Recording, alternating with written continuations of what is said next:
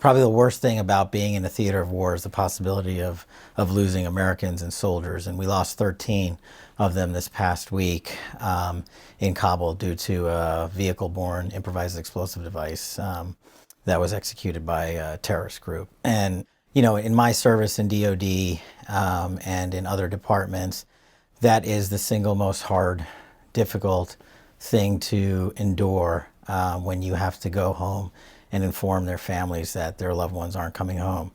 And I just wanted to acknowledge the families before we started the show of those that had fallen in the last week. You know, their loss is not in vain as far as I'm concerned. They were serving a mission to help others who could not endure that mission themselves. And so it's a very real way that impacts you when you're serving alongside them or in the DoD community, that makes the decisions you make real. Because, you know, like when I was running the Department of Defense, there's always a lot potential for loss of life in any of these conflicts. And we had the biggest fatality, unfortunately, since Extortion 17 in 2011. So it's quite a significant date, and we just wanted to acknowledge it and let the families know that we're with them. I understand that they've now been airlifted to the U.S. Yeah. So what happens when service members are killed in combat or in a theater of war is there's a process called a dignified transfer, and they are airlifted on military transport planes with their coffins and the flags draped over them, and there's a formal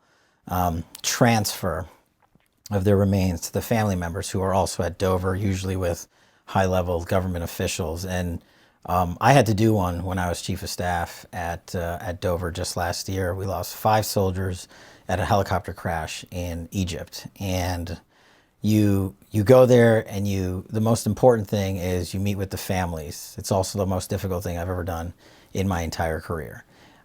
You can't help but weep with them. You can't help but realize the magnitude of their loss, and that your decisions could cause you to return to Dover for another dignified transfer. And of course, we do everything we can to avoid that, but that makes your calculations, especially in a theater of war, so much more precise and necessary and needed to be based on intelligence and sound advice. And so we try to learn from them, but those are some really hard times. The hardest. As we're filming, basically the 31st deadline is looming. So it's going to be past the 31st when this episode airs. There's a lot of eyes on America and what America's doing, eyes on Afghanistan. And there's a lot of questions about, what really should happen next, even like what is the mission at this point? I think. Yeah, it's a great question that you should ask of any administration that's leading the effort. And right now it's President Biden's administration.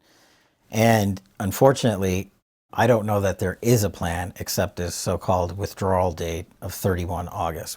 And what I've been telling people lately is this is not a withdrawal. This is an evacuation. This is an unconditional surrender of a position in a theater of war we've been in for 20 years.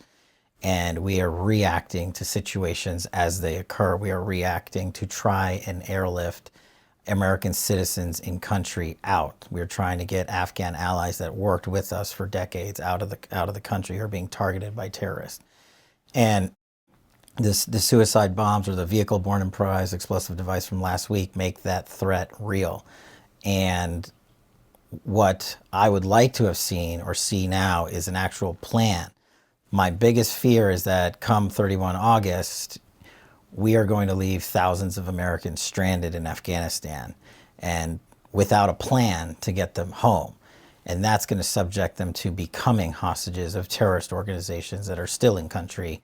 And that makes the plan or lack thereof in Afghanistan all the more complicated and all the more deadly. So, and from what I understand, the Taliban are basically asking for the money that was being transferred to the Afghan government now that I guess the Taliban is at least saying that they're forming the official government.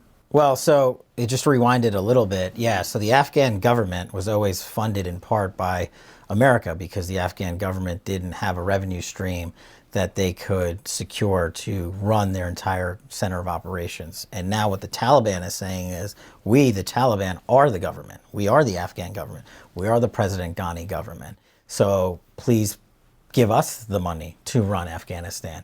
And I don't know what the decision point is going to be for this administration, but it's a critical one. Are we going to give the Taliban money when we know, and we can get into it in more details, what some of their actions have led to recently? The 13 soldiers being killed, namely up front, is the one that comes to mind. But there's also the failure of the Taliban to permit American citizens to leave Afghanistan that wanted to leave. And it's not just their failure, it's also a failure of this government right now in terms of not going out into the country and retrieving Americans like we should have planned to do ahead of time. That's why it's not a withdrawal plan, it's an evacuation, and which was highlighted most significantly by our Chinook helicopters literally airlifting Americans off the rooftops of our embassy in Kabul, something we haven't seen since Saigon in '75.